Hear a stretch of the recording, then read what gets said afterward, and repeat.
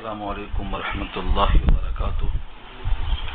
الحمد للہ وحدہ والصلاة والسلام علی من لا نبی بعدہ اما بعد فاعوذ باللہ من الشیطان الرجیم. بسم اللہ الرحمن الرحیم.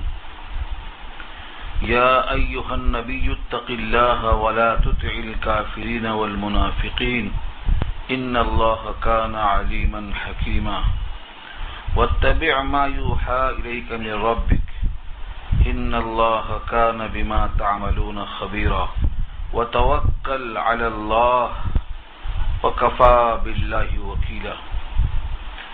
صدق الله العلي العظيم وصدق رسوله النبي الكريم ونحن على ذلك من الشاهدين والشاكرين.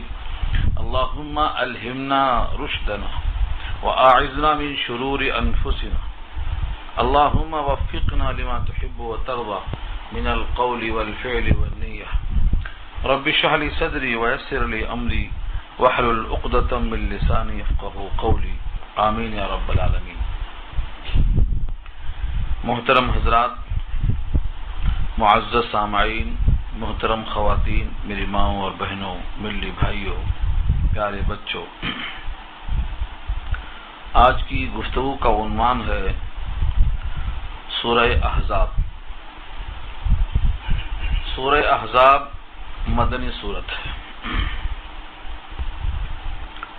مدنی سورت کا مطلب یہ ہوتا ہے کہ ہجرت کے بعد نازل ہوئی. جب نبی کریم صلی اللہ علیہ وسلم مکے سے مدینہ آ چکے، اس کے بعد جتنی صورتیں آئی ہیں ان کو مدنی کہا جاتا ہے. اس سورت کے اندر 9 رکوع ہیں اور آیات کے لحاظ سے اس میں 73 آیتیں ہیں. یہ سورت شروع سے لے کر آخر تک نبی کریم صلی اللہ علیہ وسلم کی دلجوئی پر مشتمل ہے. تسلی دیا ہے اللہ نے، اور جتنے لوگ طنز کرنے والے تھے ان تمام کا بھرپور جواب دیا گیا ہے. نبی صلی اللہ علیہ وسلم کا اکرام کیسے کیا جائے، آپ کا مرتبہ کیا ہے، امت پر آپ کا حق کتنا ہے، آپ سے ایمان والوں کا تعلق کتنا گہرا ہے، یہ اس سورت کا عنوان ہے. اس لیے اس سورت میں بہت سی ایسی باتیں آ رہی ہیں جن سے اندازہ ہوگا کہ اللہ تعالیٰ نے اپنے محبوب کے لیے کتنی قربت کا اظہار کیا ہے. بہت سے لوگ اشعار میں ادا کرنا چاہتے ہیں، قصیدے پڑھتے ہیں، لیکن جو تعریف اللہ نے کی ہے نبی کی وہ کوئی ادا نہیں کر سکتا. کس شان کا ہو احمد مرسل کا قصیدہ، کس شان کا ہو احمد مرسل کا قصیدہ، یہ بات تو اللہ کے دیوان سے پوچھو نہ فرشتوں سے نہ انسان سے پوچھو، عظمت شاہ ابرار کی قرآن سے پوچھو. اس صورت میں آپ محسوس کریں گے اس کو. سورہ احزاب جمع ہے حزبن کی. حزبن کی جمع احزاب. احزاب اور حزبن اس واسطے کہا گیا ہے کہ اس میں ایک واقعہ آئے گا کہ سارے قبیلے اطراف سے مدینے والوں پہ الغار کر دیتے ہیں کہ ان کی جڑ اکھڑ جائے، لیکن اللہ تعالیٰ نے صرف ہواؤں کو بھیج کر ان کے پاؤں اکھاڑ دیے. تو اس لیے احزاب حزبن کی جمع ہے، جماعتیں اور قبیلے. چونکہ اس صورت کے اندر ان تمام آئے ہوئے قبیلوں کو ناکام واپس کر دیا، اس لیے اللہ تعالیٰ نے اس صورت کا عنوان احزاب بتایا. تو احزاب اس مناسبت سے اس کا نام رکھا گیا ہے. سارے قبائل، سارے علاقے سے لوگ آئے ہوئے اور ہر طرف سے مدینے کو گھیر لیا ہے. اس کا نام غزوہ خندق بھی ہے. تو سب سے اہم مضمون جو اس میں آئے گا، اسی مناسبت سے اس کا نام غزوہ احزاب بھی ہے. غزوہ احزاب کا ذکر اس میں کیا گیا ہے. نبی کریم صلی اللہ علیہ وسلم کے پاس کچھ یہودی ازراہ شرارت آتے رہے، کیونکہ مدینے میں 3 قبیلے آباد تھے، بنو قریظہ، بنو قینقاع اور بنو نذیر۔ یہ تینوں قبیلے یہودیوں کے تھے، اور یہ تینوں قبیلوں نے سازش کی کہ آپ سے قریب ہو کر آپ کے راز کو لیا جائے، بظاہر پتہ نہ چلے کہ آپ ہمارے خلاف ہیں اور ہم آپ کے خلاف ہیں، اپنے اسلام کا اظہار کیا۔ اس طرح سے قریب ہو گئے، مشورے میں شریک ہونا چاہا، اور ان کے کچھ پروگرام تھے ان کو پیش کیا۔ اللہ تعالیٰ نے اس آیت کے ذریعے سے واضح فرمایا کہ آپ نہ کافر کی بات مانیں گے اور نہ منافق کی بات مانیں گے، جیسے اب تک نہیں مانتے رہے، آگے بھی اس کا پورا لحاظ ہو کہ آپ کی مشاورت میں کوئی منافق اور کوئی کافر شریک نہ ہو۔ کیونکہ ہوتا یہ ہے، آدمی جب شریک ہوتا ہے اور اس کو صحبت ملتی ہے تو کبھی ایسا وقت آ جاتا ہے کہ ان کی بات بھی مان لی جاتی ہے، تو نہ وہ صحبت میں رہیں گے نہ ان کی بات مانیں گے۔ علامہ آلوسی لکھتے ہیں کہ نبی سے زیادہ اللہ سے کون ڈرتا ہوگا، لیکن پہلے جملے میں کہا ہے یا ایھا النبی اتق اللہ،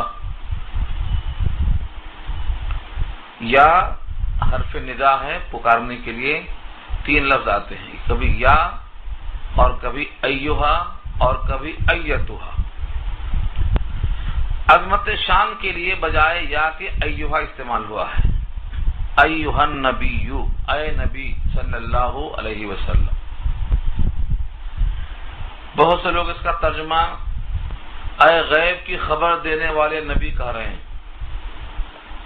جبکہ لفظ میں نبی نبأ سے بنا ہے، اور نبأ کہتے ہیں خبر کو، نبأ العظیم قیامت کی خبر کو، اور نبی نبی سے بنا ہے، نبی اللہ کا امر ہے، سورہ ہجر میں آیا ہے، نبی خبردار کر دو، تو نبی کہتے ہی ہیں خبر دینے والے کو، اور جس سے آدمی پہلے سے باخبر ہو وہ خبر نہیں دی جاتی ہے، بلکہ جس سے باخبر نہیں ہے وہ خبر دی جاتی ہے۔ تو لفظ نبی کے معنی ہی خبر دینے کے آتے ہیں، اللہ کا پیغام پہنچانا یہ خبر ہے۔ اس میں لفظ غیب کا اضافہ کرنا یہ شرارت ہے، گنجائش لفظ میں نہیں ہے۔ یا ایھا النبی کہہ کر اشارہ کر دیا کہ اے نبی صلی اللہ علیہ وسلم اتق اللہ، اللہ سے ڈریے۔ ظاہر یہ ہے کہ نبیوں میں ہر نبی کا اللہ سے ڈرنا مسلم ہے، پھر بھی امت کو تعلیم دی گئی ہے کہ جب نبی کو خطاب ہے اتق اللہ کہہ کر کہ اللہ سے ڈریے، تو عام امتی کو اللہ سے کتنا ڈرنا چاہیے۔ تو تعلیم امت کے لیے دوسری بات یوں کہی گئی ہے کہ نبی صلی اللہ علیہ وسلم نے کچھ لوگوں سے معاہدہ کر لیا تھا، اور معاہدہ کرنے والے اسلام کے مخالف لوگ تھے، چاہے وہ منافق رہے ہوں، چاہے کافر رہے ہوں، چاہے یہودی رہے ہوں۔ کچھ لوگوں کا خیال تھا کہ یہ لوگ صلح کے موقع پر آپ کے ساتھ صحیح گفتگو نہیں کر رہے ہیں، کیوں انہیں قتل کر دیا جائے۔ مگر وہ چونکہ قاصد تھے، پیغام لے کے آئے تھے، اس لیے ان کو مارنا پورے معاشرے کے خلاف تھا، اور بدعہدی کرنا یہ نبی کو زیب نہیں دیتا۔ تو جن صحابہ کی رائے یہ تھی کہ ان کو مار دیا جائے، ان کو تنبیہ کرنے کی خاطر نبی کو مخاطب کیا کہ اللہ سے ڈریے، عہد شکنی نہیں ہونا چاہیے، تاکہ صحابہ سب کے سب سمجھ جائیں کہ کسی بھی معاملے میں عہد شکنی درست نہیں ہے۔ اس طرح خطاب ہوا یا ایھا النبی، اے نبی صلی اللہ علیہ وسلم اتق اللہ، اللہ سے ڈریے، اللہ سے ڈرتے رہیے۔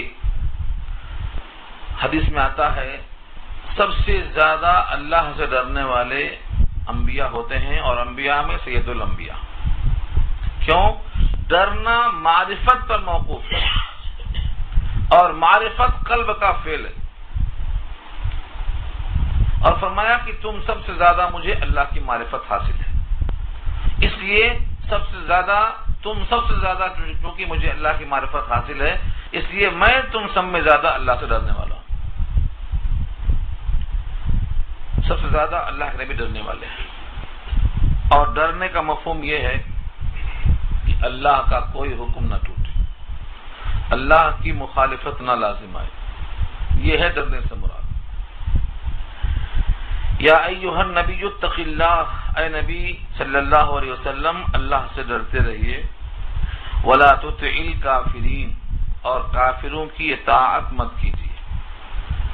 کافروں کی اطاعت کرنے کا سوال کیوں پیدا ہوا؟ ایک واقعہ لکھا ہے ابن ابی حاتم نے تفسیر مظہری کے حوالے سے، اور بہت سے واقعات ہیں اس آیت کے شان نزول میں. خاص طور سے یہ کچھ کافروں نے کہا کہ آپ صرف ہمارے بتوں کے بارے میں اتنا کہہ دیجئے کہ ہاں یہ بھی کارآمد ہیں، بس ہم آپ کے پورے مذہب کے بارے میں خاموش ہو جائیں گے. صرف آپ ایک بار اتنا کہہ دیں کہ ہاں یہ ہمارے بت بھی کارآمد ہیں، بس یہ بھی نفع دینے پر قادر ہے. ان کی یہ بات قابل قبول تو ہو ہی نہیں سکتی. اگر یہ بات بطور صلح کے مان لی جاتی تو یہ اطاعت میں شامل ہوتی، اور یہ بات قابل قبول نہیں تھی. اسی بات سے یہاں کہا گیا کہ کسی کافر کی اطاعت مت کیجیے. والمنافقین، اور منافقوں کی اطاعت مت کیجیے. یہ منافق تو وہ اس کو کہتے ہیں جس کا نفاق دل میں ہوتا ہے، اوپر سے اسلام ظاہر کرتا ہے. تو اس کی بات کیسے نہ مانی جائے؟ کیا شکل اس کی پیش آئی؟ فرمایا کہ یہ منافق اوپر سے اسلام ظاہر کرتے رہے، اندر سے یہودی تھے. اور یہ محفل میں جب ان کے سامنے صلح کی بات آئی تو انہوں نے کافروں کی تائید کیا، جس سے ان کا نفاق کھل گیا. ان دونوں کے بارے میں کہا گیا ہے نہ کسی منافق کی اطاعت ہونا چاہیے اور نہ کسی کافر کی. اس کی صریح پہچان یہ ہے کہ جو شخص شریعت کے خلاف مشورہ دے، بس سمجھ جانا کہ اس کے دل میں یا تو نفاق ہے یا تو کفر ہے. جو مومن ہوتا ہے وہ شریعت پہ پورا کا پورا متفق ہوتا ہے، شریعت سے ہم آہنگ ہوتا ہے. اگر مشورہ آیا کوئی خلاف شریعت تو سمجھنا چاہیے یا تو یہ منافق ہے یا تو یہ کافر ہے، اور یا پھر ایک شکل اور بچتی ہے کہ یہ بالکل ناواقف ہے، اور کوئی شکل نہیں بچتی. ان اللہ کان علیما حکیما، بے شک اللہ علم و حکمت والے ہیں، علیم ہیں. اس علم کی وجہ سے آپ کو خبر کیا گیا ہے کہ منافق اور کافر کسی نہ کسی طرح سے صلح کے بہانے سے آپ کو مائل کرنا چاہتے ہیں. اس علم محیط سے اللہ نے آپ کو باخبر کر دیا ہے. اور حکیم حکمت والے ہیں، اس لیے یہ پیغام دیا ہے کہ ان سے دوستی اور ان سے مصالحت اور اسلام کے کسی اصول سے انحراف یہ ممکن نہیں. اسلام پر چلنے کا سب سے بہترین راستہ کیا بتایا؟ وَاتَّبِعْ مَا يُوحَىٰ إِلَيْكَ مِن رَبِّكَ. یہ ٹکڑا بہت اہمیت کا حامل ہے. وَاتَّبِعْ، اور اتباع کیجیے، پیروی کیجیے. امر ہے یہ ما یوحیٰ الیک، جو وحی کی جائے آپ کی طرف، من ربک، آپ کے رب کی طرف سے. آپ کے رب کی طرف سے جو پیغام آتا رہے بس اسی کی اتباع کرتے رہیے. ظاہر یہ ہے کہ یہ حکم سید الانبیاء کو ہو رہا ہے کہ آپ اپنی منمانی کرنے کے بجائے جو بھی پیغام الہی آتا رہے اسی کی اتباع کرتے رہیے. تو ظاہر یہ ہے کہ ساری امت کے جتنے افراد ہیں ان کے لیے یہ حکم بطور خاص ہوا کہ جب نبی وحی کے پابند ہیں اور وحی کے مطابق چلنے کے پابند ہیں تو عام انسانوں کو وحی کو چھوڑ کر غفلت میں جینے کا کیا جواز ہے، کیا حق ہے؟ ان اللہ کان بما تعملون خبیرا، بے شک اللہ ہیں جو کچھ تم کرتے ہو باخبر. اس میں واحد جمع کا فرق ہو گیا. دیکھیے واتبع میں واحد ہے آپ اتباع کیجیے، الہی کا واحد ہے آپ کی طرف، من ربی کا واحد ہے آپ کے رب کی طرف سے. لیکن جب خبر آئی کہ بے شک اللہ تمہارے کاموں سے باخبر ہیں تو تعملون جمع لائے، کیونکہ اب ساری امت کو شریک کر لیا کہ تم تنہا نہیں بلکہ جتنے بھی لوگ جو جو عمل کرتے ہیں سارا عمل اللہ کے علم الہی کے مطابق محیط ہے. سب کو اللہ نے گھیر رکھا ہے۔ ان اللہ کان بما تعملون خبیرا، جو کچھ تم کرتے ہو اللہ خبردار ہے۔ وتوکل علی اللہ، یہ ایک اشارہ ہے، اسی واقعے میں ایک جملہ ہے کہ یہودیوں نے پیغام دیا، اور کچھ روایت کے مطابق یہ ہے کہ مشرکین مکہ میں سے 2 آدمی آئے خاص طور سے، ایک ولید آیا اور ایک شیبہ آیا، ولید بن المغیرہ اور شیبہ ابن ربیعہ۔ یہ دونوں مشرکین مکہ ہیں، یہ مدینہ آئے اور انہوں نے کہا کہ آپ کو یہ خبر لائے ہیں کہ اگر آپ نے مصالحت نہیں کر لیا تو یہودی مدینہ آپ کو قتل کر ڈالیں گے۔ اس کے ذریعے سے دھمکی مقصود ہے، پہلے شوق دیتے ہیں پھر خوف۔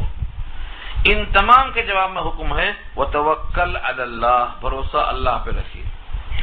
کوئی بھی انسان وقت سے پہلے نہ قتل کر سکتا ہے، نہ شہید کر سکتا ہے، نہ موت دے سکتا ہے، نہ حیات دے سکتا ہے۔ یہ سب علم الہی کے مطابق ہوگا۔ کسی کی دھمکیوں سے کسی طرح سے بھی کوئی پروگرام تبدیل نہیں ہونا چاہیے، ہر معاملے میں بھروسہ اللہ پہ ہونا چاہیے۔ وتوکل صیغہ واحد ہے، اور بھروسہ کیجئے علی اللہ، اللہ ہی پر۔ وکفی باللہ وکیلا، اور کافی ہے اللہ وکیل یعنی کارساز کے اعتبار سے۔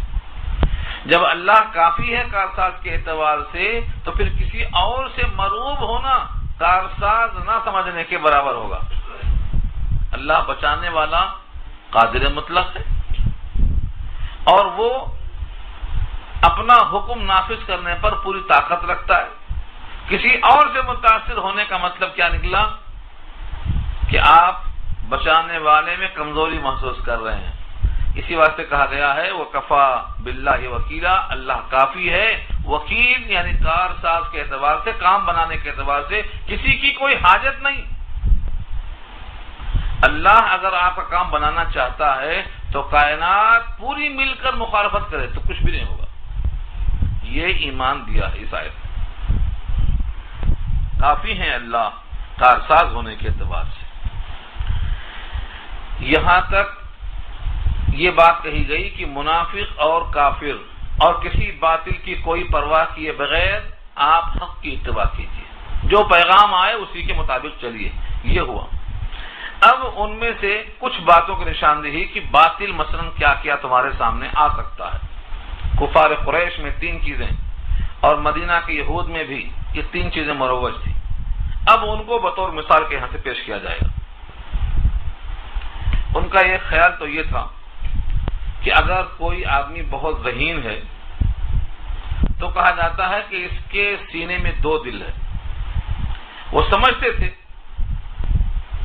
کہ اس کے سینے میں 2 دل ہے، حالانکہ یہ شریعت سے کوئی مطلب نہیں ہے، یہ تو تشریح کا، علم طب کا اصول ہے، اور سارا جہان جانتا ہے کہ کسی بھی انسان کے جسم میں 2 دل ہوتے ہی نہیں، بداہتاً باطل ہے یہ۔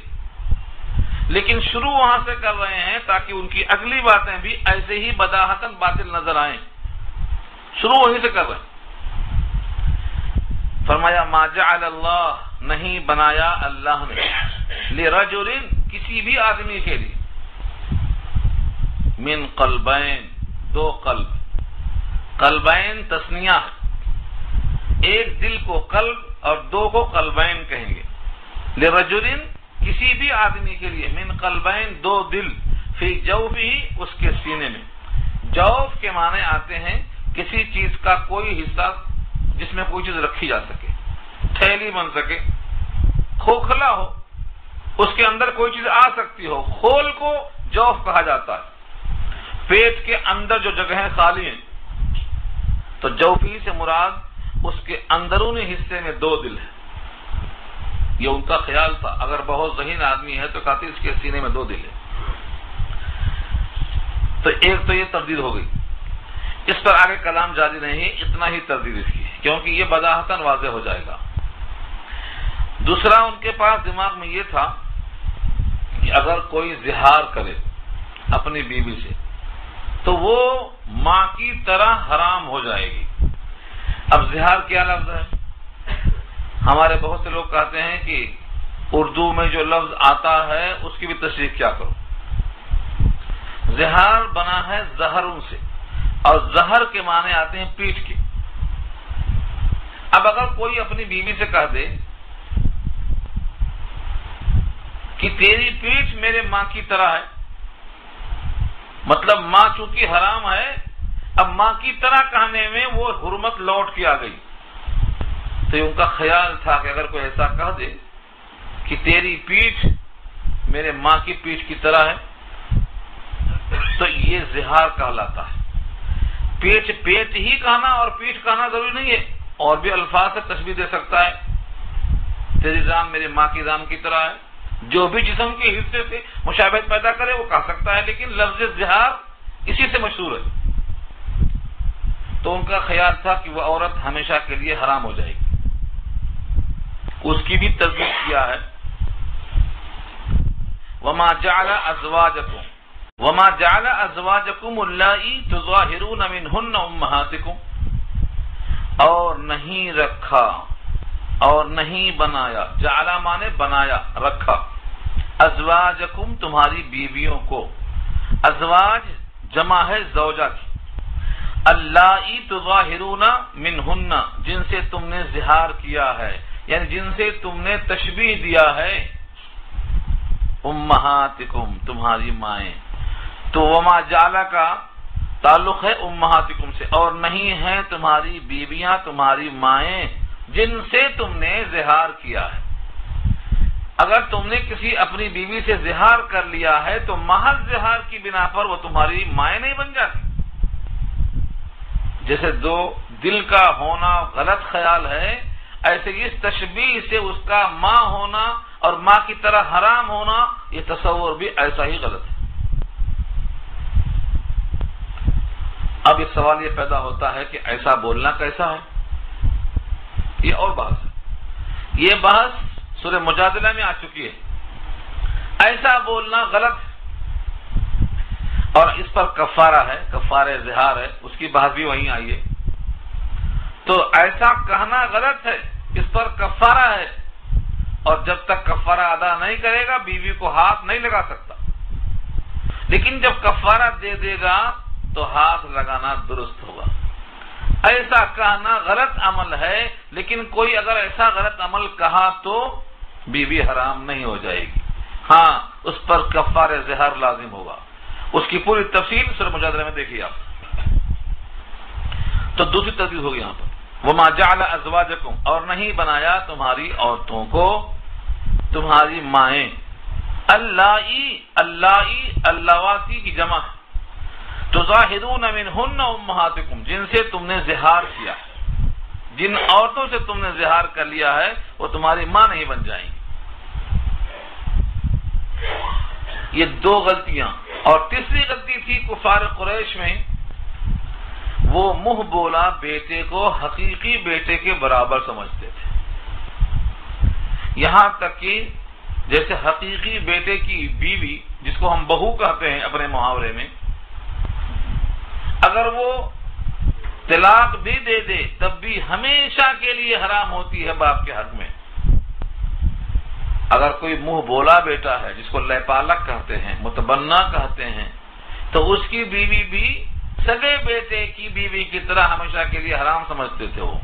یہ بھی ایسا ہی باطل ہے کہ تمہارے بیٹا کہہ دینے سے وہ حقیقی بیٹا نہیں بن جاتا، اور اس کی بیوی جو تمہاری بہو ہے وہ حقیقی بہو کی طرح ہمیشہ حرام نہیں ہو جاتی۔ یہ بھی تمہارا تصور غلط ہے۔ تو پہلی چیز طب سے متعلق تھی، اور دوسری چیز اخلاق اور معاشرت سے متعلق تھی، اور تیسری چیز عام طور سے کئی چیزوں سے جڑی ہوئی ہے۔ مثلا اگر آپ نے منہ بولا بیٹے کو سگا بیٹا مان لیا تو اب بیٹوں کی طرح برابر میراث دینا پڑے گا، اور اس کے ساتھ کبھی بھی نکاح نہ ہونے کا جو عقیدہ ہے صحیح ماننا پڑے گا، اور یہ شریعت کے اندر مداخلت ہوتی، اس پر خاموشی اختیار نہیں کی جا سکتی۔ کسی واسطے نبی صلی اللہ علیہ وسلم نے بھرپور اس کی تردید کیا، اور تشریح کرنے کا بھی حق جو نبی کے ساتھ وابستہ ہے اللہ نے خود اس کو واضح کیا۔ اور آگے ایک واقعہ تفصیل سے آ رہا ہے، زید ابن محمد صلی اللہ علیہ وسلم، جو اصل میں ہے زید ابن حارثہ، ان کو حضور نے منہ بولا بیٹا بنا لیا تھا، اور صحابہ ان کو زید بن محمد ہی کہتے رہے۔ جب یہ آیت نازل ہوئی اس کے بعد والی ادعوہم والی، تو پھر اس کے بعد سے سب نے ان کو زید بن حارثہ کہنا شروع کر دیا۔ اب ان کی جو باقی تفصیل ہے وہ آگے رکوع میں انشاءاللہ تفصیل سے آئے گی کہ منہ بولا بیٹا سگے بیٹے کی طرح نہیں ہو سکتا، نہ میراث کے اعتبار سے، نہ اس کی بیوی سے نکاح اور طلاق کے اعتبار سے، بلکہ وہ تمہارے لیے بہرحال اجنبی ہے۔ یہ تینوں باتوں کی تردید یہاں پر کی گئی ہے۔ وَمَا جَعَلَ أَدْعِيَاءَكُمْ أَبْنَاءَكُمْ، اور نہیں بنایا تمہارے منہ بولا بیٹے کو حقیقی بیٹا۔ وَمَا جَعَلَ 3 دفعہ آ چکا ہے۔ ادعیاء جمع ہے، دعیون اس کا واحد ہے۔ دعیون کے معنی دعویٰ، بیٹا تو نہیں ہے لیکن بیٹا ہونے کا دعویٰ، یہ میرا بیٹا ہے۔ فرمایا کہ تمہارا دعویٰ منہ بولا بیٹا ہونے کی حیثیت سے حقیقی تمہارا بیٹا نہیں بنتا۔ وَمَا جَعَلَ أَبْنَاءَكُمْ مطلب ایسا، اور نہیں بنتے ہیں تمہارے وہ حقیقی بیٹے تمہارے بولنے سے۔ پھر اس کی حیثیت کیا ہے؟ فرمایا ذالکم قولکم بافواہکم، یہ تو ایسی بات ہے جو تمہارے منہ سے نکلی ہے، بس اس سے زیادہ اس کی حیثیت نہیں۔ ایک قول ہے، ایک بات ہے، تمہارے منہ سے نکلی ہے بس۔ پھر سچی بات واللہ یقول الحق، اور اللہ جو کہتے ہیں وہ حق کہتے ہیں، اللہ کا فرمان حق ہے۔ وہو یہدی السبیل، اور وہ رہنمائی کرتے ہیں سیدھے راستے کی۔ جتنی باتیں غلط ہیں ان تمام کی تصحیح کرتے ہیں، اس کتاب کے ذریعے سے تمام رسموں کو باطل قرار دیتے ہیں، جس میں سے ایک رسم یہ بھی ہے۔ اب کیسے پکارا جائے ان کو؟ متبنہ ہونے کے باوجود، لے پالک ہونے کے باوجود، ادعوہم لآبائہم، ادعوہم ان کو پکارو، لآبائہم ان کے آبا، اب ان کی جمع ہے، ان کے باپوں کی طرف منسوب کرتے پکارو۔ اس آیت کے بعد زید ابن حارثہ پھر کہانا شروع ہو گئے۔ ہوا اقسط عند اللہ، وہ زیادہ انصاف ہے اللہ کے نزدیک۔ اقسط کہا، اقسط اس میں تفضیل ہے، ایک تو ہے انصاف اور ایک ہے زیادہ انصاف، یعنی اس سے بہتر انصاف کی اور کوئی شکل نہیں ہے کہ وہ جس کا بیٹا ہے اسی کی طرف منسوب کرو۔ کسی بھی بنا پر غیر کی طرف منسوب کرنا یہ انصاف کے خلاف ہے۔ آج معاشرے میں بہت سے لوگ ہیں کسی کو پال لیتے ہیں، اب وہ شروع سے اپنے آپ کو ابا کہلواتے ہیں، اب شادی کے موقع پوچھتے ہیں کہ میں اپنا نام لکھاؤں کہ ان کے ابا کا نام لکھاؤں؟ اگر ان کے ابا کا نام لکھاؤں گا تو پول کھل جائے گا اور جھوٹ کھل جائے گا۔ جھوٹ کھلنا کیا عیب ہے؟ جھوٹ تو کھلنا ہی چاہیے۔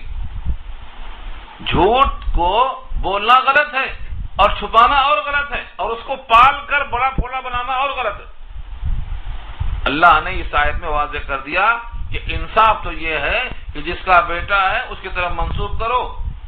تم سے اب بھی وہ محبت اگر نہیں کرتا ہے تو نہ کرے، اگر وہ احسان مند ہوگا، اس کے دل میں خیال ہوگا کہ یہ میرا باپ نہ ہونے کے باوجود مجھے اتنا پرورش کیا ہے، پالا ہے، بڑا کیا ہے، اگر وہ انسان ہوگا تو تمہارا زیادہ اکرام کرے گا کہ اجنبی ہو کر مجھے اتنا خیال کیا۔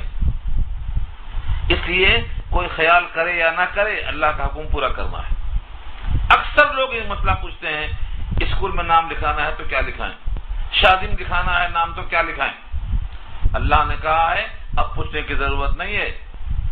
اللہ نے یہ واضح کر دیا ہے کہ اس کے باپ کو زیادہ حق ہے کہ وہ اپنا موقف بحال رکھے۔ ادعوہم لآبائہم، ان کو پکارو ان کے ابا کے نام کے ساتھ۔ ہوا اقسط عند اللہ، وہ زیادہ انصاف ہے اللہ کے نزدیک۔ اب بہت سے لوگوں کو کبھی پتہ نہیں چلتا ہے کہ ان کا ابا ہے کون حقیقت میں،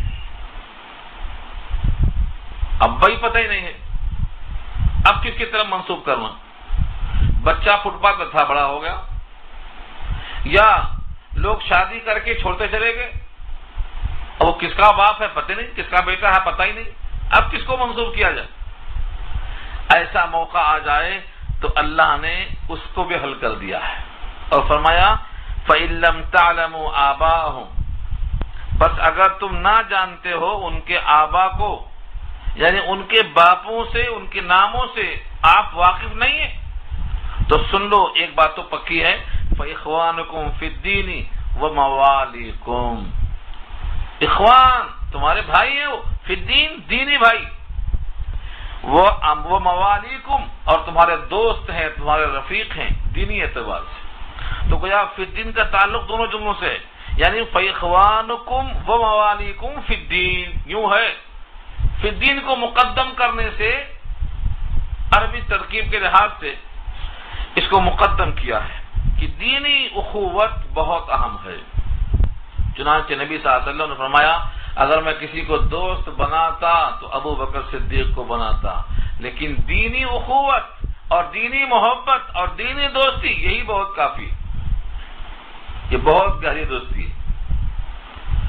کبھی کبھی آدمی اگر باپ کا نام نہیں جانتا ہے تو ٹھیک ہے، بھائی کہہ کے پکارو، تمہارا دینی بھائی ہے، تمہارا دوست ہے، دوست کہہ کے پکارو، صدیق کہو، رفیق کہو، باپ کا نام نہیں معلوم۔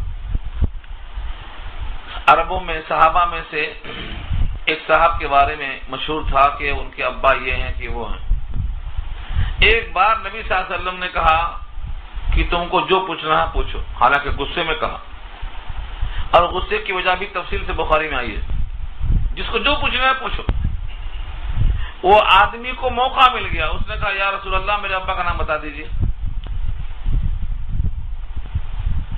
تو جیسے انہوں نے کہا فرمایا ابو حذیفہ سہمی، تو ان کو ابا کا نام معلوم ہو گیا۔ اب پھر کوئی صاحب کھڑے ہو گئے، پھر کوئی صاحب کھڑے ہو گئے، تو حضرت عمر نے کہا یہ سوال اختیاری نہیں دیا گیا ہے، یہ توبیخی ہے، ذرا سنبھل کے بولو، یعنی جو سوالات غیر اہم ہیں ان کو مت کرو۔ سب کو آپ نے ڈاک کے بٹھا دیا، مگر ان کے ابا کا نام ان کو مل گیا۔ تو بعض دفعہ ایسا ہوتا ہے کہ آدمی بچپن میں کسی حالت سے دوچار ہو جاتا ہے اور نام سے لوگ اس کے باخبر نہیں ہوتے، تو ایسے موقع پر حکم دیا اللہ نے کہ اب کسی اور کی طرف منسوب کرنے کے بجائے اسے دینی بھائی کہو، دینی دوست کہو۔ اب دیکھو کتنا سنبھالا ہے۔ ہمارے پاس لوگ کہتے ہیں کہ اگر ہم نے خدا کی شکل نہیں دیکھا تو ایک پتھر کو بنا کر بولتے یہ خدا ہے، کیونکہ تصور دکھانا ہے، تصور کو یکسوئی کو لانا ہے، تو غیر خدا کو خدا کہنے کو تیار ہے۔ اور اللہ فرماتے ہیں اگر اس کا باپ نہیں معلوم ہے تو کسی غیر کو باپ نہیں کہہ سکتے، اس کو آپ بھائی کہہ کے پکارو۔ یعنی غیر کی طرف ابوت کی نسبت جائز نہیں ہے تو غیر کی طرف الوہیت کی نسبت کیسے ہو گئی؟ جب دوسرا کوئی شخص ابوت یعنی باپ نہیں بن سکتا تو کوئی دوسری چیز، دوسری مخلوق الہ اور الوہیت کیسے ہو سکتی ہے؟ مگر یہ بندے سمجھتے نہیں کہ بندوں کا اللہ نے کتنا اکرام کیا ہے۔ ان بندوں کا اکرام یہ ہے کہ تم جس کے باپ ہو اسی کی طرف منسوب کیے جاؤ۔ فَإِن لَّمْ تَعْلَمُوا آبَاءَهُمْ فَإِخْوَانُكُمْ فِي الدِّينِ، بس اگر تم نہ جانو ان کے آبا و اجداد کو، فَإِخْوَانُكُمْ فِي الدِّينِ وَمَوَالِيكُمْ، تو وہ تمہارے بھائی ہیں، دینی بھائی اور تمہارے رفیق۔ اس سلسلے میں اب تک کچھ غلطیاں ہو گئی ہیں تو ان پر مواخذہ نہیں ہے۔ وَلَيْسَ عَلَيْكُمْ جُنَاحٌ فِيمَا أَخْطَأْتُمْ بِهِ، اور نہیں ہے تم پر کوئی گناہ، کوئی حرج۔ جناح کے معنی گناہ، لیس علیکم جناح، تم پر کوئی گناہ نہیں، فیما اخطأتم به، اس معاملے میں جو تم نے اب تک بھول چکی ہے، جو تم سے خطا ہو چکی ہے، جانے انجانے میں تم نے دوسروں کی طرف منسوب کر دیا ہے۔ زید ابن حارثہ کو زید بن محمد کہا ہے اس آیت کے نزول سے پہلے، معاف ہے اللہ کی طرف سے۔ لیکن ما تعمدت قلوبکم، تمہارے دلوں نے جس میں ارادہ کر کے غلطی کی ہے اس پر تو مواخذہ ہوگا۔ اگر تم نے جان بوجھ کے حکم خدا کی صریح خلاف ورزی کی ہے اور تمہارے دل نے ارادہ بطور عزم کے کیا، تعمدت، عمد کے معنی ہم اردو میں کہتے ہیں عزم اور ارادہ۔ اس سے پہلے یہ بحث آ چکی ہے کہ دل کے خیال کے 5 درجے ہیں، جن میں بات آئی چلی گئی، وسوسہ، بات آئی تھوڑی دیر رہ گئی، تھوڑی دیر اس سے آپ نے مزہ لیا، یہ حدیث نفس ہے۔ ادھر جاؤں کہ ادھر جاؤں، دو طرف بھی ظلم الیقین ہے، تو یہ خاطر کہلاتا ہے۔ لیکن جب کوئی ایک جانب آپ کا دل مائل ہو گیا، ارادہ بن گیا، اب اس پر دل ٹھن گیا، وہ عزم کے درجے میں آ گیا، اب اس پر مواخذہ ہے اگر وہ غلط عمل ہے۔ عمل کرنے سے پہلے عزم ہی پر مواخذہ ہے، یہاں وہی ہے تعمدت قلوبکم، تمہارے قلوب میں اگر عزم پیدا ہو گیا ہے تو اب اس پر مواخذہ ہوگا۔ وَكَانَ اللَّهُ غَفُورًا رَحِيمًا، اور اللہ غفور الرحیم ہیں، یعنی بخشش کرنے والے اور رحم کرنے والے ہیں۔ غفور کا اشارہ ہے صفات ناموں میں سے کہ اوپر جو باتیں غلط اب تک مروج تھیں ان تمام پر تم اگر نادم ہو تو اللہ کی مغفرت ہے، اور اگر تم ان سے اصلاح کرنا چاہو تو اللہ تم پر رحیم ہے، تم پر شفیق ہیں، تم پر کرم پر توجہ ہے، اس لیے تم سابقہ تمام چیزوں کی اصلاح کر لو۔ یہ ساری چیزیں بطور تمہید کے لائی جا رہی ہیں، کیونکہ نبی صلی اللہ علیہ وسلم سے آگے اس معاشرے میں جو بات مروج ہے اس کے خلاف عملی جہاد کرنا ہے۔ اور عملی جہاد کیا ہے؟ جو منہ بولا بیٹا سگے بیٹے کے برابر مانا جاتا ہے، اس کی بہو کو سگی بہو کا حکم نہیں دیا جا سکتا، اب حضور کا ان سے نکاح کروایا جائے گا تاکہ معاشرے سے ہمیشہ کے لیے یہ عقیدہ کی خرابی چلی جائے اور ختم ہو جائے۔ تو اب پہلے نبی کی عظمت کا اظہار ہوگا۔ تمہاری نگاہ میں نبی کا امتی سے کیا رشتہ ہے اور کتنا گہرا ہے، کتنا حق ہے؟ کچھ لوگ کہتے ہیں یہ مہینہ آ گیا ربیع الاول کا تو کچھ عملی طور پر مظاہرہ کر لیتے ہیں، بس حق ادا ہو گیا، کچھ جلسے کر لیے، کچھ تقریریں کر لیے، کچھ کھانا کھلا دیے۔ بے شک اس میں کوئی شک نہیں ہے کہ آپ کی محبت آپ کے دل میں ہے، لیکن ظاہر جو ہوتا ہے وہ شریعت کے مطابق ہے یا نہیں ہے یہ تو دیکھا جائے گا۔ اگر آپ کا عمل نہ حضور سے ملتا ہے نہ صحابہ سے تو یہ محبت نہیں ہے بلکہ بغاوت ہے۔ کس سے بغاوت ہے؟ قرآن سے بغاوت ہے، رسول اللہ سے بغاوت ہے، صحابہ سے بغاوت ہے۔ آپ کے عمل میں یہ چیز ضروری ہے، آپ کی نیت خالص ہوگی لیکن عمل بھی مطابق سنت کے ہونا چاہیے۔ اس لیے اب اس آیت میں سب سے پہلے یہ بتایا کہ نبی کا تم سے کتنا قرب ہے، نبی کا تم پر کتنا حق ہے۔ فرمایا کہ تمہاری جان کا تم پر جتنا حق ہے تمہارے جسم پر، اس سے زیادہ تمہارے جسم پر نبی کا حق ہے۔ النبی اولا بالمؤمنین من انفسہم، اور نبی زیادہ حقدار ہیں ایمان والوں سے، من انفسہم ان کی جان اور ان کی ذات سے بھی زیادہ۔ یعنی آپ کا ایک جسم ہے، آپ کا جتنا حق ہے آپ کے جسم پر اور آپ کی جان پر، نبی کا اس سے زیادہ اس پر حق ہے۔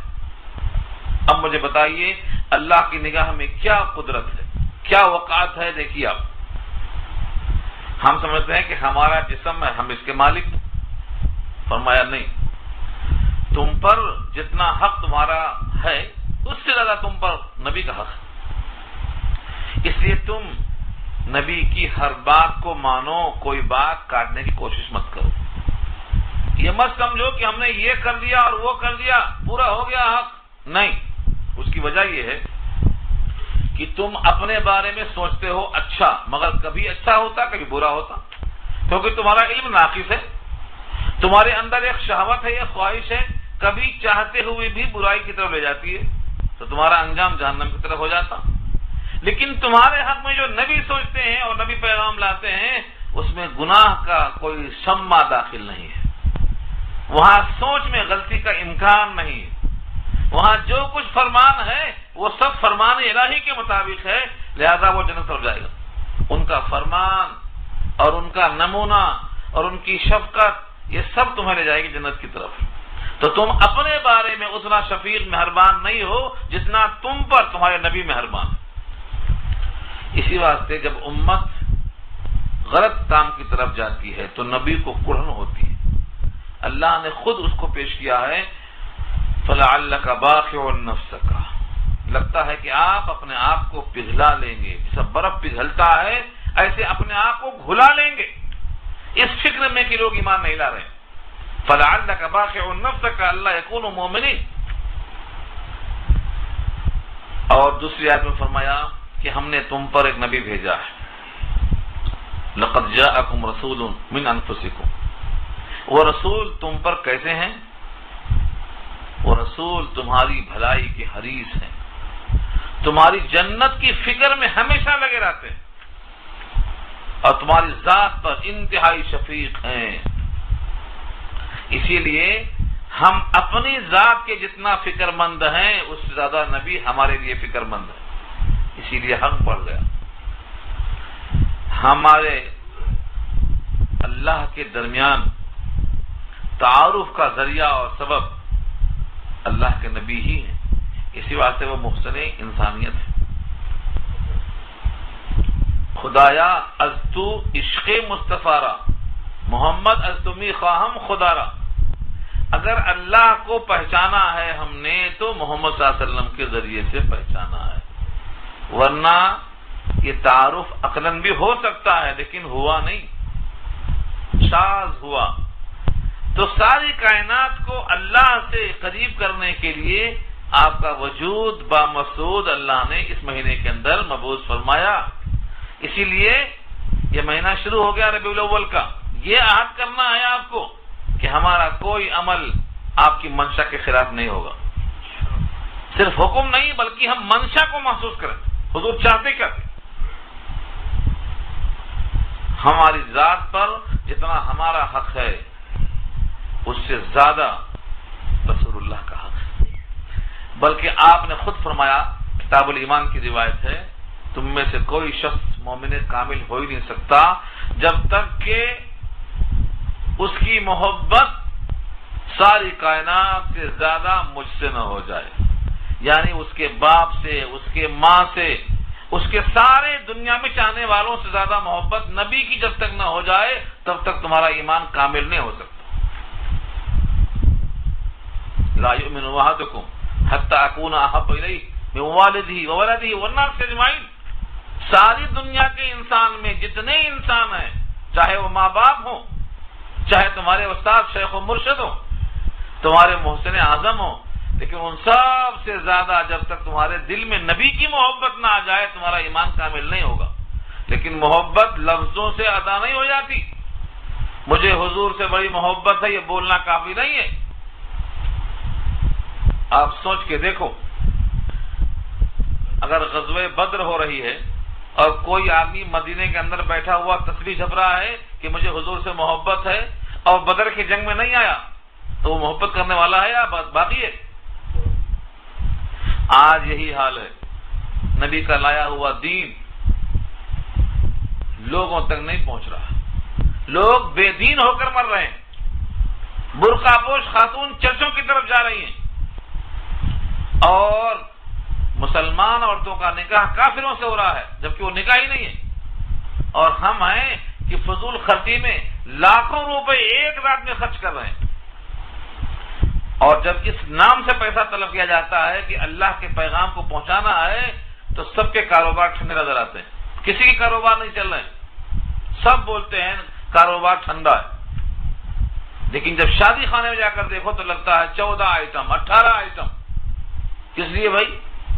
کیونکہ اس میں اپنی عزت کی بات ہے اور وہاں اللہ کے عزت کی بات ہے، اللہ کے کلام کو پھیلانے کی بات ہے. ایمان والوں کے دلوں میں آپ جب تک اس بات کو محسوس نہ کریں کہ نبی صلی اللہ علیہ وسلم کی ذات کی نیندیں قربان ہوتی تھی، امت تک ایمان پہنچانے کی فکر. اسی وجہ سے یہاں کہا گیا ہے کہ نبی تمہاری ذات سے زیادہ تم پر حقدار ہیں. وَأَزْوَاجُهُ أُمَّهَاتُهُمْ، اور آپ کی بیویاں امت کی مائیں ہیں. وَأَزْوَاجُهُ أُمَّهَاتُهُمْ، اور آپ کی بیویاں امت کی مائیں ہیں. اس وجہ سے بہت سے احکامات تبدیل ہیں.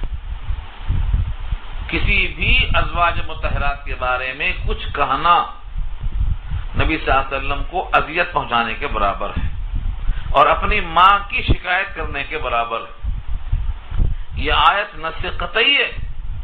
اب جو لوگ حضرت عائشہ پہ تہمت لگا کر قرآن کی وضاحت کے باوجود اس پہ مصر ہیں، اڑے ہوئے ہیں، وہ اس آیت کا انکار کر رہے ہیں اور نبی صلی اللہ علیہ وسلم کو تکلیف پہنچا رہے ہیں، وہ صاحب ایمان کیسے ہو سکتے ہیں؟ اس سے کون سا فرقہ، کون سا طبقہ ہے، یہ سب کو معلوم۔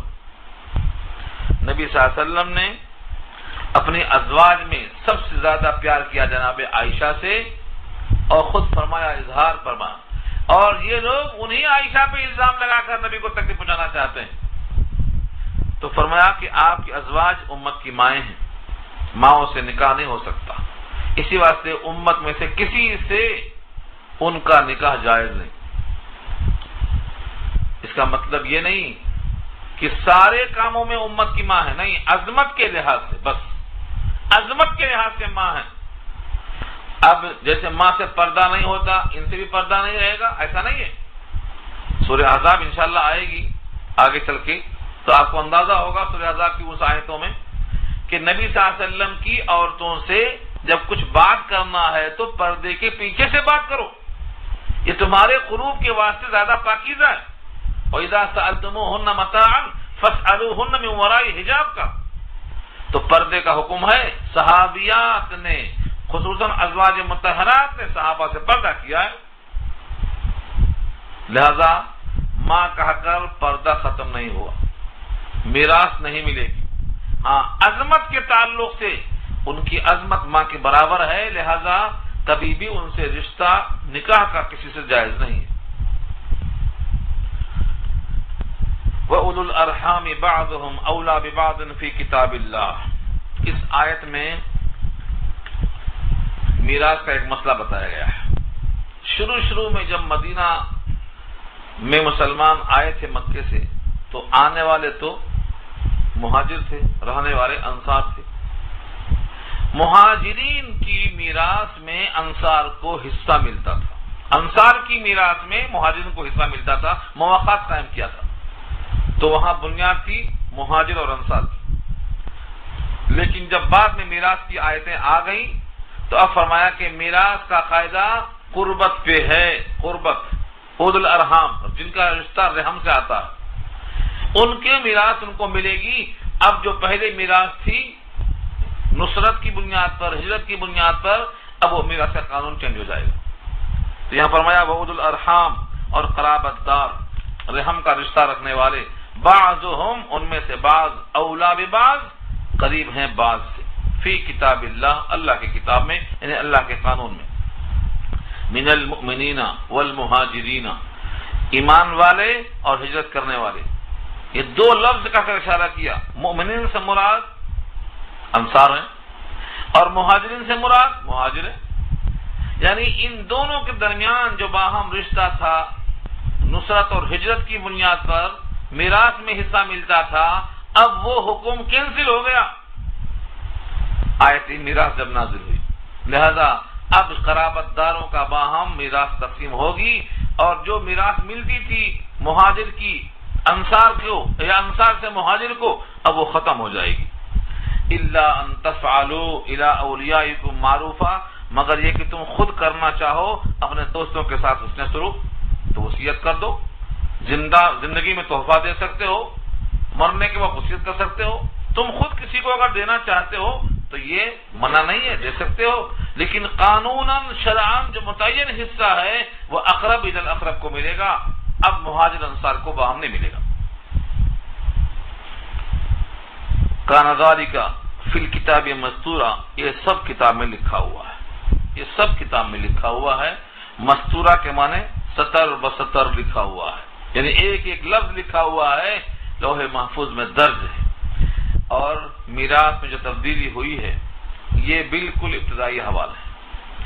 باہم مسلمان ایک دوسرے کے وارث ہوا کرتے تھے، کیونکہ قربت کی بنیاد پر میراث تقسیم نہیں ہو سکتی تھی، کیونکہ ایک طرف چچا ایک طرف بھتیجا، جنگ میں ایک مومن ایک کافر، تو وہاں باہم اتنا قریبی رشتہ ہونے کے باوجود دو دین میں بٹے ہوئے تھے، ایک کفر میں ایک ایمان میں. اسی واسطے ان میں رشتہ ہوا مہاجر کا اور انصار کا. لیکن جب یہ پختگی آ گئی اور اسلام پھیل گیا تو جو قانون آفاقی ہمیشہ کے واسطے تھا وہ یہی تھا کہ اقرب فل اقرب. اب اس پر بہت سے اشکالات ہوتے ہیں. پوتے کی میراث کا، وہ دادا پر وصیت کرنا ہے، یہ پوری بحث سورہ نساء میں آ چکی ہے، وہاں دیکھ لیا جائے. نبی صلی اللہ علیہ وسلم کی عظمت کا تذکرہ کرنے کے بعد تمام انبیاء کرام سے جو عہد لیا گیا تھا سید الانبیاء کی عظمت کا اور سید الانبیاء کے ساتھ تعاون کا، اس کا تذکرہ فرمایا جو یوم الست میں ہوا تھا. وَإِذْ أَخَذْنَا، اور جب لیا ہم نے، کیا لیا؟ پختہ عہد. میثاقہم، کن سے لیا؟ من النبیین، سب نبیوں سے لیا. تمام نبیوں سے ہم نے ایک پختہ عہد لیا تھا، وہ من کا، اور اے نبی آپ سے بھی. سید الانبیاء کا ذکر پہلے آیا، اس کے بعد وَمِن نوح وَإِبْرَاهِيم وَمُوسَى وَعِيسَى ابن مریم. یہ تمام انبیاء کرام میں سے جو ممتاز ہیں ان کا تذکرہ فرمایا. حضرت نوح کا، حضرت ابراہیم کا، حضرت موسیٰ کا اور عیسیٰ ابن مریم کا. یہ انبیاء میں بھی خصوصی امتیاز رکھتے ہیں، وجوہات الگ الگ ہیں سب کی. ان کا نام لیا، نبی صلی اللہ علیہ وسلم کا نام پہلے لیا. آپ سے بھی ہم نے میثاق لیا ہے کہ باہم انبیاء کرام ایک دوسرے کا تعاون کریں گے. چنانچہ پورے کے پورے یہود مدینہ نبی کی آمد سے پہلے آنے والے نبی کا استقبال کرتے تھے، آنے والے نبی کی برکت سے دعائیں مانگتے تھے. لیکن جب آپ آئے اور بنی اسماعیل میں آئے تو سب بدل گئے. تو اللہ تعالیٰ نے نبی صلی اللہ علیہ وسلم سے بھی عہد لیا ہے. اس پر لکھا ہے کہ سارے نبیوں سے پہلے آپ کا ذکر کیا، جبکہ دنیا میں تمام نبیوں کے بعد تشریف لائے، پہلے کو ذکر کیا. تو اصل میں ایک روایت آتی ہے، بلکہ کئی روایتیں آتی ہیں، پیدائش میں سارے انبیاء سے مقدم ہوں. ہاں، انا اول الناس خلقا، خلقا اور خلقا. البتہ دنیا میں آنے کے اعتبار سے، مبعوث ہونے کے اعتبار سے مجھے اللہ نے سب سے آخر میں بھیجا ہے، قصر نبوت کی تکمیل کے لیے. تو سب سے پہلے ہیں آپ سارے نبیوں میں پیدائش کے اعتبار سے. اسی لیے اللہ تعالیٰ نے آپ کا تذکرہ پہلے فرمایا. اس پر بہت سی روایتیں اور موجود ہیں. اور جب لیا ہم نے پختہ عہد نبیوں سے، ان کا پختہ عہد، اور آپ سے اور نوح سے اور ابراہیم سے اور موسیٰ سے اور عیسیٰ ابن مریم سے، ان سارے نبیوں سے ہم نے عہد لیا. وَأَخَذْنَا مِنْهُمْ مِيثَاقًا غَلِيظًا، اور لیا ہم نے ان سے غلیظ یعنی گاڑھا پختہ عہد لیا. اس کو دوبارہ ریپیٹ کیا گیا ہے بتانے کے لیے کہ کوئی عام عہد نہیں تھا، بلکہ بڑا پختہ قول و قرار تھا. اور یہ کب لیا تھا؟ یوم الست میں. کیا لیا تھا؟ لِيَسْأَلَ الصَّادِقِينَ عَنْ صِدْقِهِمْ، تاکہ وہ سوال کرے، لِيَسْأَلَ تاکہ سوال کرے اللہ الصادقین سچوں سے، عن صدقہم ان کے صدق کے بارے میں. یعنی سچوں کے سچ کا نفع جس دن دے گا اس دن اللہ سچوں سے ان کے سچ کے بارے میں سوال کریں گے. تو جتنے نبی ہیں سب کے سب باہم ایک دوسرے کی تصدیق کریں گے. اور خاص طور سے حضرت عیسیٰ ابن مریم کا تو تذکرہ آیا ہے کہ مبشر ہے وہ، کہ میرے بعد ایک رسول آنے والے ہیں جن کی یہ صفات ہوں گے، جن کے اوصاف ہوں گے. تو باہم نبیوں کی تصدیق ہوگی، سچوں کا سچ ظاہر ہوگا. اور مقصد یہ ہے کہ ہر آنے والا نبی پیچھے جانے والے نبی کی تصدیق کرے، اور جو نبیوں کی امتیں موجود ہیں وہ ہر آنے والے نبی کا استقبال کرے. لیکن ہر درمی کی وجہ سے اور دنیاوی اغراض کی بنیاد پر لوگ مکر گئے. وَأَعْتَدَّ لِلْكَافِرِينَ عَذَابًا أَلِيمًا، اور تیار کیا ہے کافروں کے لیے المناک عذاب. یعنی جو نبیوں کے میثاق کو توڑیں گے وہ گویا منکر ہے، اور ایسے کافروں کے واسطے المناک عذاب تیار ہے. تو سید الانبیاء کی رفاقت سید الانبیاء کے لیے لوگوں کے سامنے علامت بتا کر تصدیق کرنا، اس سائر نبیوں سے اللہ نے عہد لیا تھا۔ یہاں بھی عظمت دکھانا مقصود ہے کہ نبی کی نبوت کو منوانے کے لیے سارے نبیوں کا تعاون اور سارے نبیوں سے اللہ نے عہد لیا تھا، یہ نبی کی عظمت کا اظہار فرمایا۔ یہاں تک ہماری بات مکمل ہو گئی، رکوع پورا ہو گیا۔ اب یہاں سے نیا رکوع شروع ہوگا جس میں غزوہ احزاب کے پورے حالات پیش کیے جائیں گے۔ انشاءاللہ یہ گفتگو آئندہ ہوگی۔